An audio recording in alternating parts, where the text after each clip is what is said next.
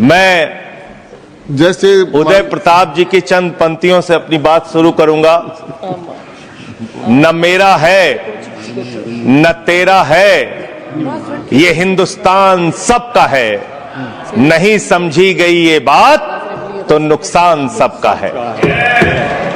न तेरा है न मेरा है, ये हिंदुस्तान सबका है। नहीं समझी गई ये बात तो नुकसान सबका है। जो आकर मिल गई इसमें वो दिखलाई नहीं देती, जो नदियां मिल गई इसमें वो दिखलाई नहीं देती। महासागर बनाने में मगर एहसान सबका है। महासागर बनाने में मगर एहसान सबका है। मान्यवर, हम लोग बचपन से एक शब्द सुनते आए, सरकार माई बाप। सरकार माई बाप यानी कि जो सरकार होती है वो लोगों की माई बाप होती है, मां की तरह ख्याल रखती है, पिता की तरह ख्याल रखती है। लेकिन अगर कोई सरकार अपने बच्चों को उसका गला घोटने पे उतारू हो जाए तो वो फिर सरकार निष्पक्ष सरकार नहीं है। नहीं है मान्यवर, वो सौतेली मां है, वो सौतेली मां है, उसका व्यवहार सौतेला है। और आज आप जो काम कर रहे हैं इस बिल के माध्यम से, आप बाबा साहब डॉक्टर भीमराव अंबेडकर जी के द्वारा लिखे गए संविधान की हत्या कर रहे हैं। और ये बात मैं इसलिए कह रहा हूं कि बाबा साहब डॉक्टर भीमराव अंबेडकर जी ने संविधान की धारा 26 में लिखा, धार्मिक मामलों के प्रबंधन की स्वतंत्रता, धार्मिक एवं धर्मार्थ उद्देश्यों के लिए संस्थाओं की स्थापना एवं रखरखाव करना, धर्म के मामलों में अपने स्वयं के मामलों का प्रबंधन करना, चल एवं अचल संपत्ति का स्वामित्व एवं अधिग्रहण करना तथा ऐसी संपत्ति का कानून के अनुसार प्रशासन करना। यह अधिकार आपने नहीं दिया, यह अधिकार किसी भारतीय जनता पार्टी के लोगों ने नहीं दिया। यह अधिकार बाबा साहब डॉक्टर भीमराव अंबेडकर जी के द्वारा लिखे गए भारत के संविधान ने दिया। मान्य, और आप उस संवैधानिक अधिकार को छीन रहे हैं एक गैर संवैधानिक बिल लाके। क्या क्या लिखा इस कानून के अंदर आपने, किस तरीके से आपने इस संविधान की हत्या करने का काम किया। आप बड़ी बड़ी बातें कर रहे हैं। यह सरकार कह रही है कि ये कानून हम मुसलमानों के भले के लिए आ रहे हैं। जब मैं आपसे सुनता हूं तो मुझे लगता है कपिल शर्मा कॉमेडी सर्कस में बोल रहा है। आप मुसलमानों का भला कर रहे हैं, आप मुसलमानों का भला कर रहे हैं। दोनों सदन में एक भी सदस्य, दोनों सदन में सिर्फ एक सदस्य गुलाम अली को छोड़ के एक भी सदस्य आपका मुसलमान नहीं है। आप मुसलमानों का भला कर रहे हैं, आप मुसलमानों का भला कर रहे हैं। पूरी सरकार में एक मंत्री आपका मुसलमान नहीं है, आप मुसलमानों का भला कर रहे हैं। दो नेता अपने घरों में आपने बैठा दिया, मुख्तार अब्बास नकवी, शाहनवाज हुसैन, दोनों की राजनीति आपने खत्म कर दी। आप मुसलमानों का भला कर रहे हैं, आप मुसलमानों का भला कर रहे हैं, आप मुसलमानों का भला कर रहे हैं। अरे सुनना सीखो पहले। मानवर, मैं इनके इस कानून में क्या क्या लिखा हुआ है, क्या क्या कहा है इन्होंने। बैठ जाए कृपया, गुलाम अली बैठ जाए। धार्मिक संपत्तियों को यह बिल कब्जा करने की नापाक कोशिश है। इतनी और धार्मिक संपत्तियों को सदन में इतनी कब्जा करने के लिए सदन में इतनी शांति है कि आराम से आप बोलोगे तो आराम से बोल रहा हूं सर। हाँ। आप बैठे हैं तो आपको देख के वैसे ही आराम आ जाता है। आपको देख के मैं वैसे ही आराम में रहता हूं सर। आप जब है आपका संरक्षण है तो आराम से ही बोल रहा हूं। बोलिए। मान्यवर, धार्मिक संपत्तियों को कब्जा करने की एक कोशिश है। इसलिए इस बिल पर न हिंदू को खुश होना चाहिए, न सिख को खुश होना चाहिए, न ईसाई को खुश होना चाहिए, न जैन को खुश होना चाहिए, न बौद्ध को खुश होना चाहिए, क्योंकि नंबर सबका आएगा। और आज वक्फ की संपत्तियां कब्जा करके आप अपने दोस्तों को देंगे, कल गुरुद्वारे की संपत्तियां कब्जा करके आप अपने दोस्तों को देंगे, फिर चर्चों की संपत्तियां कब्जा करके आप अपने दोस्तों को देंगे, फिर बौद्धों की संपत्तियां कब्जा करके आप अपने दोस्तों को देंगे, फिर जैनों की संपत्तियां कब्जा करके आप अपने दोस्तों को देंगे, फिर मंदिरों की जमीनें कब्जा करके आप अपने दोस्तों को देंगे। आप तो वो लोग हैं जिन्होंने प्रभु श्री राम के मंदिर में भी घोटाला किया मान्यवर, प्रभु श्री राम के मंदिर के जमीन में घोटाला किया। मैं कागज दूंगा सर, मैं कागज दूंगा। बंद कर दिया मैंने। ये लोग राम मंदिर में घोटाला करने वाले लोग हैं, राम मंदिर की जमीन का चंदा खाने वाले लोग हैं सर। ये लोग 2 करोड़ की जमीन 5 मिनट में 18 करोड़ में बेची सर इन लोगों ने। 16.5 करोड़ का घोटाला किया, 18.5 करोड़ में जमीन बेची। ये राम मंदिर में घोटाला करने वाले लोग हैं सर। मान्यवर, अरे प्रभु श्री राम के नाम का पैसा खाते हो तुम लोग। अरे बैठ जाओ, राम मंदिर का पैसा खाते हो। अरे राम मंदिर में घोटाला करते हो बैठो। अरे राम मंदिर का चंदा खाते हो। अरे चंदा चोरो बैठो, चंदा चोरो बैठो, चंदा चोरो बैठो, बैठो चंदा चोरो, चंदा चोरो बैठ जाओ। चंदा चोरो तुम लोग चंदा चोरो, चंदा चोरो तुम लोग, चंदा चोरो, चंदा चोरो, चंदा चोरो बैठो। 1 मिनट को प्लीज। चंदा चोरो बैठो। सभापति महोदय, Shri Gajendra Singh ji. Sir I am not building sir, I am not building. सदस्य ने चंदा चोरी किया इन्होंने, राम का पैसा खाया करने वाले श्री राम का पैसा खाया सर इन्होंने। राम मंदिर का विषय, राम मंदिर में चंदा चोरी किया इन्होंने। बैठ जाए, चंदा चोर है सर ये लोग। इन्होंने प्रभु श्री राम का चंदा खाया, कृपया बैठ जाए, चंदा चोरी किया सर।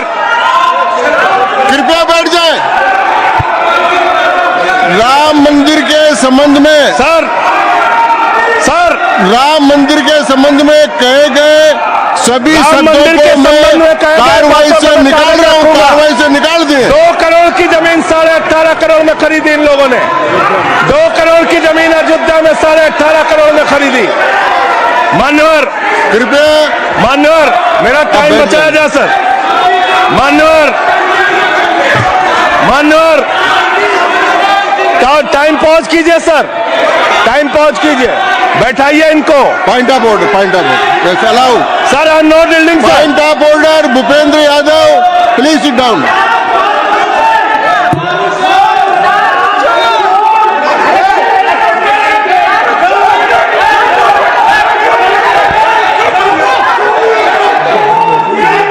भाई पॉइंट ऑफ ऑर्डर मैंने दिया, आप जाइए स्थान पर, कृपया अपने स्थान पर जाएं। मैंने व्यवस्था का प्रश्न उठाने का मौका दिया भूपेंद्र जी यादव को। आप सब लोग अपने स्थान पर जाएं, कृपया अपने स्थान पर चले जाएं, कृपया अपने स्थान पर जाएं, सबको चोर बना, कृपया बैठे। मैंने भूपेंद्र जी, कृपया बैठ जाए, कृपया।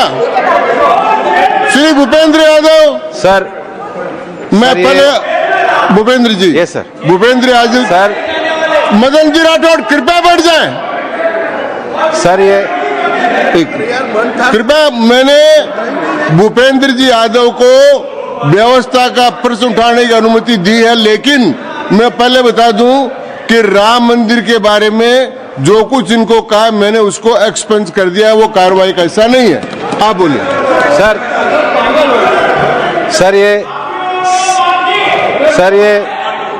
सर। ये सदन का उच्च सदन है, रूल में बता देता हूं।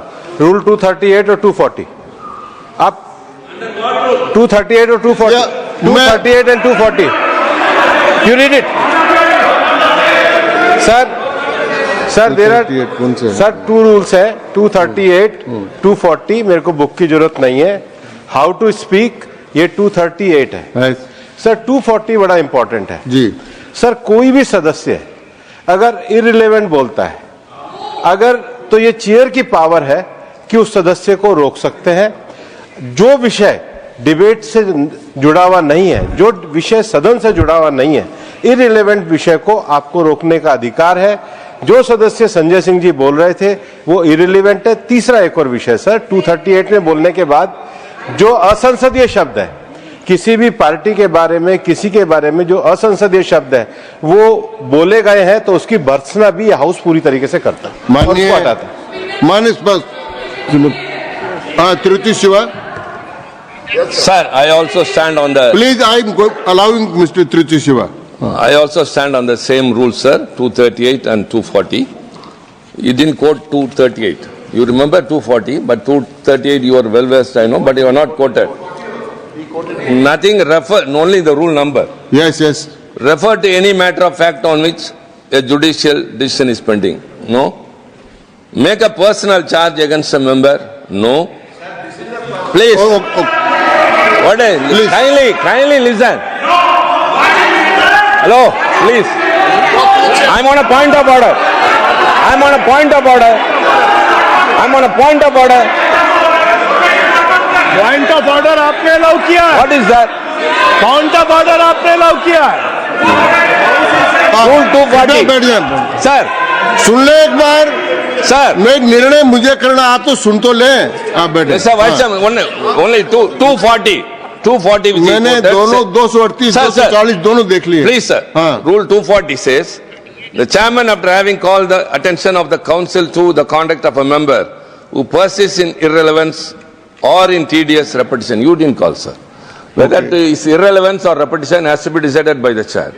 So, the chairman, आप सुनो ना भाई, प्लीज hello, please.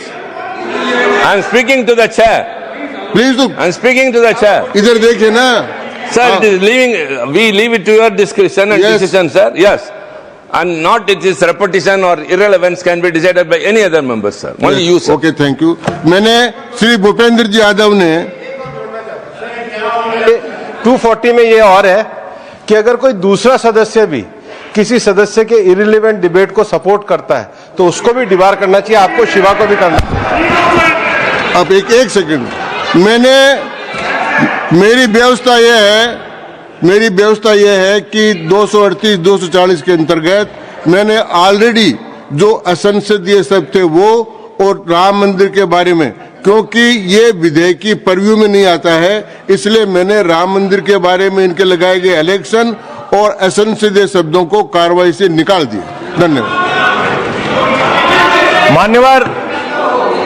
मान्यवर आपने कहा कि इससे आप पिछड़े मुसलमानों का भला करने जा रहे हैं।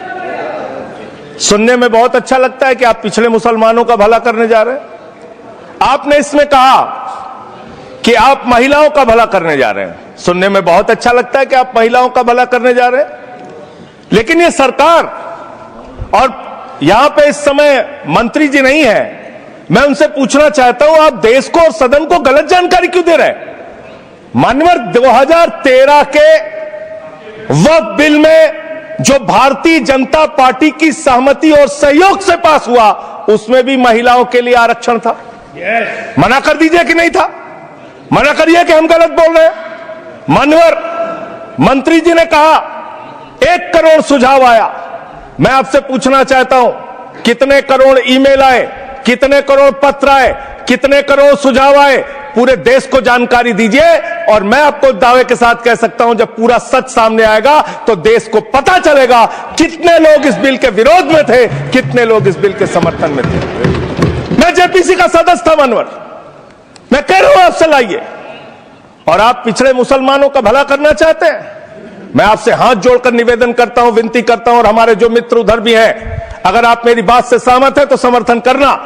समाज में छुआछूत को, बीमारी को मिटाने के लिए चलिए उठाते हैं कदम, और अगले सत्र में एक बिल लेके आइए। जितने भी हिंदुओं की कमेटियां हैं, ट्रस्ट है, बोर्ड है, उन सारे ट्रस्ट और कमेटियों में 80% आरक्षण दलित, आदिवासी और पिछड़े हिंदुओं को दीजिए। मैं समर्थन करूंगा आपका, माला पहनाऊंगा आपको। आप पिछड़ों का भला करने की बात करते हैं, आप दलितों का भला करने की बात करते हैं। आपकी मातृ संस्था आरएसएस 100 साल तक आपने एक भी दलित, पिछड़ा और आदिवासी, एक भी महिला को आज तक आरएसएस का प्रमुख नहीं बनाया। आप दलितों और पिछड़ों और आदिवासियों की आरएसएस के बारे में भला करने की बात करते हैं। मान्यवर, इस बिल में क्या लिखा है? आप जो भी बातें इस विधेयक के अलावा बोलेंगे उन सब को मैं एक्सप्लेन सर, ये करूंगा। क्या उसमें सच नहीं है? क्या ये सच नहीं है? सर, मेरा टाइम रोका जाए। और सर, बिल के बारे में बात करते हैं मान्यवर। मंत्री जी ने कहा आज आप इस बिल को पास कर रहे हैं, आज आपका सीना चौड़ा हो रहा है, आपको लग रहा है एक धर्म के अधिकार को आप छीन रहे हैं। नहीं, कल को आप सभी धर्मों की धार्मिक संपत्तियां छीन के आप अपने दोस्तों का देने का काम करेंगे। मैं फिर इसको दोहरा रहा हूं और फिर इसको कह रहा हूं कि आप ये करेंगे, धार्मिक संपत्तियों पे कब्जा करने का काम करेंगे। और किसी गलतफहमी में मत रहिए। आपको लोकसभा के चुनाव में मात्र 36% वोट मिला है। इस देश की 64% आबादी आज भी आपके खिलाफ है, आज भी आपके खिलाफ खड़ी है। किसी गलतफहमी में मत रहिए। बड़ी बड़ी सत्ता उखड़ गई और चली गई। मान्यवर, आपने इसमें लिखा बिल के अंदर कि वक्फ कमेटी के अंदर गैर मुसलमान इसका सदस्य बन सकता है। आप क्या गुरुद्वारा कमेटी के अंदर गैर सिख को मेंबर बना सकते हैं? क्या ईसाई कमेटी के अंदर गैर ईसाई को सदस्य बना सकते हैं? क्या बौद्धों की कमेटी के अंदर गैर बौद्ध को, क्या जैनों की कमेटी के अंदर गैर जैन को आप मेंबर बना सकते हैं? और इतना ही नहीं, क्या आप हिंदुओं के ट्रस्ट में, मंदिर के ट्रस्ट में आप क्या गैर हिंदू को मेंबर बना सकते हैं? नहीं बना सकते, नहीं बना सकते। आप एक झूठ फैला रहे हैं देश भर में, देश भर में झूठ फैला रहे हैं। आप कह रहे हैं ये मैं पढ़ रहा हूं राम मंदिर का, सर, राम मंदिर ट्रस्ट। झूठ शब्द असंसिद्धि है, जो असंसिद्धि शब्द उनको निकाल दीजिए। सत्य से परे, सत्य से परे। सर, ये प्रभु श्री राम के मंदिर का ट्रस्ट, मैं इसका समर्थन करता हूं। नहीं, आप सर, मैं इसका समर्थन कर रहा हूं। ये सब्जेक्ट नहीं है सर, समर्थन कर रहा हूं। सुन तो लीजिए, आप कहे से नहीं सुनूंगा। डिस्ट्रिक्ट मजिस्ट्रेट प्रोसीडिंग में नहीं आएगा सर, मेरी बात तो बिल्कुल नहीं आएगा सर, मेरी बात सुन लीजिए।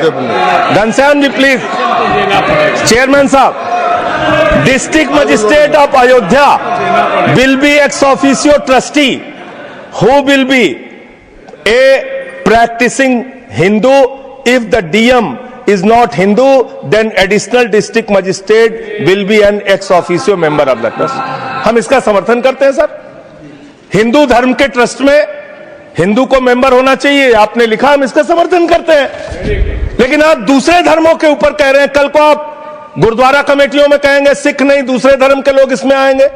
कल को आप जैन कमेटियों में घुसड़ेंगे, बौद्धों की कमेटियों में घुसड़ेंगे। ये बात गलत है, ये पूरी तरीके से गलत है।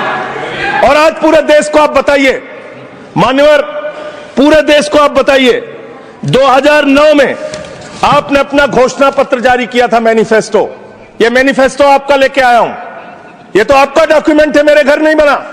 इस मैनिफेस्टो में लिखा है इन्होंने कि 2009 के मैनिफेस्टो में लिखा है कि वक्फ की जमीनों पर जो अवैध कब्जे हुए हैं, के.आर. रहमान की कमेटी की रिपोर्ट के हिसाब से हम मुस्लिम धर्म गुरुओं के साथ बातचीत करके उसको खाली कराने का काम करेंगे। कितना दोहरा चरित्र है आपका। आपने कहा वक्फ की जमीनों को खाली कराने का काम करेंगे जिसपे कोई और कब्जा कर रखा है। मान्यवर, एक और बात, सुप्रीम कोर्ट के अंदर आप कह रहे हो कागज चाहिए, कागज चाहिए। मंत्री जी ने कहा कागज चाहिए। मंत्री जी, आपको कागज की बहुत जरूरत होती है, कागज आपको चाहिए। आपकी सरकार ने 2020 में, ये पूरे देश को देखना चाहिए, पूरे देश को सर, 2020 में मैं जेपीसी का मेंबर था, एक कागज वहां मिला मैं 2020 में सुप्रीम कोर्ट में। सर, आप, मेरी बात नहीं आ रही सर, सर मेरी बात नहीं आ रही। 2020 में मान्यवर, इस भारत की सरकार ने, मोदी जी की सरकार ने शपथ पत्र दिया सुप्रीम कोर्ट में। से क्या लिखा हुआ है? 99% वक्फ की संपत्तियां डिजिटाइज हो चुकी हैं। मुख्तार अब्बास नकवी साहब आपके मंत्री थे, उनका बयान है 100% वक्फ की संपत्तियां डिजिटाइज हो चुकी हैं। तो जब आप सारी संपत्तियां डिजिटाइज कर चुके हैं, सब कुछ ऑनलाइन कर चुके हैं वामसी पोर्टल में, सारे कागजात जांच चुके हैं, तो क्या आप फसाद कराने के लिए फिर से कागज मांग रहे हैं? फसाद कराने के लिए, आप फसाद कराने के लिए कागज मांग रहे हैं। आप फसाद कराने वाले हिंदू हैं, हम सौहार्द फैलाने वाले हिंदू हैं। यह बुनियादी फर्क है, यह बुनियादी फर्क है आप में। आप देश भर में फसाद, नफरत, लड़ाई, झगड़ा कराने का काम करते हैं। मान्यवर, मैं अंत में आप लोगों से सिर्फ एक ही बात कहना चाहता हूं कि आज सच्चर कमेटी की रिपोर्ट की बात कही गई और कहा गया 12,000 करोड़ की आमदनी हो सकती थी। एक सुझाव मैं पूरे सदन की तरफ से इस सरकार को देना चाहता हूं। 12,000 करोड़ की आमदनी की चिंता है वक्फ की, करोड़ों मुसलमानों की चिंता है आपको। एक अपने दोस्त को पकड़ के लाइए, नीरव मोदी को 20,000 करोड़ वसूलिए, 12,000 करोड़ वक्फ को दीजिए, 8,000 करोड़ अपने पास रखिए। 8,000 करोड़ का आपको मुनाफा होगा, 12,000 करोड़ वक्फ को दे दीजिए, करोड़ों मुसलमानों का भला हो जाएगा।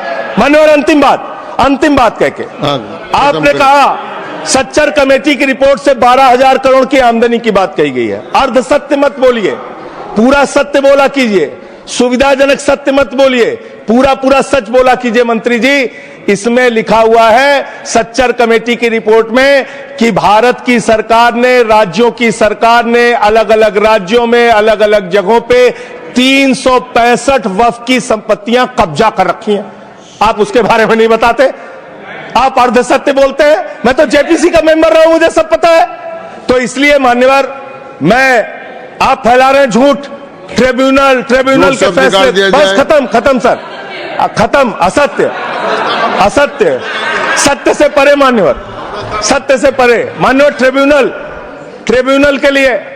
ट्रिब्यूनल के लिए आप कह रहे हैं उसको अपील नहीं की जा सकती। हाई कोर्ट का फैसला ट्रिब्यूनल के फैसले के खिलाफ आया है, सुप्रीम कोर्ट का फैसला ट्रिब्यूनल के फैसले के खिलाफ आया है। आपने कहा 5 साल का प्रैक्टिसिंग मुस्लिम होना चाहिए। कैसे प्रैक्टिसिंग मुस्लिम तय करेंगे सर? आप क्या मुसलमानों के घर में सीसीटीवी का कैमरा लगाएंगे? कौन नमाज पढ़ रहा है, कौन नमाज नहीं पढ़ रहा है, कौन मुसलमान है, कौन मुसलमान नहीं है? आपने मान्यवर ऐसे प्रावधान इसमें रखे हैं जो बड़े अजीब है, जो अपने आप में ये बताते हैं कि आपकी मंशा सिर्फ देश में झगड़ा कराने की है, नफरत फैलाने की है, फसाद कराने की है। आपकी मंशा कहीं भी मुसलमानों का या किसी वर्ग का भला करने की नहीं है। बस एक अंतिम बात कह के अपनी बात समाप्त करूंगा। ये काम आपने देश के अंदर बहुत अच्छा शुरू कर दिया। आप एक काम करते हैं, देखो मुसलमानों को ठीक कर रहा हूं, दूसरी तरफ महंगाई बढ़ रही है, नुकसान हिंदुओं का। 94 लाख करोड़ रुपए शेयर बाजार में डूब रहा है, नुकसान हिंदुओं का। 11 लाख बच्चे स्कूलों से बाहर निकल गए, नुकसान हिंदुओं का। तो मुसलमानों को ठीक करने के नाम पर आप नुकसान देश के करोड़ों हिंदुओं का भी कर रहे हैं। इसलिए ये सब बातें करके देश में आप नफरत फैला के ये सब झगड़े फसाद के काम मत कीजिए। और अंत में आपसे एक ही बात कहना चाहता हूं, अभी भी वो मौका है इस बिल को जो गैर संवैधानिक है, जो बाबा साहब के संविधान के खिलाफ है, इसको वापस लीजिए। धन्यवाद। श्री संजय सिंह जी को मैं जवाब देना चाहता हूं, सबका जवाब देंगे, लेकिन समस्या ये है, माननीय मंत्री जी को हस्तक्षेप करने का अधिकार है। जब मैं when I reply to everybody, please. मैं सबको जवाब दूंगा। मैं सिर्फ इतना ही कह रहा हूं कि संजय सिंह इतना तर्कहीन बात करते हैं, जवाब देने के लिए जगह भी नहीं है। वो पॉइंटलेस बात करता है, बिल से संबंधित नहीं, इधर उधर का बात करता है। पॉइंट में बात कीजिए, मैं जवाब दूंगा बाद में। Shri येरम Venkat Subba Reddy, Sir, I would like to thank you for giving me the opportunity to participate in a very crucial legislation.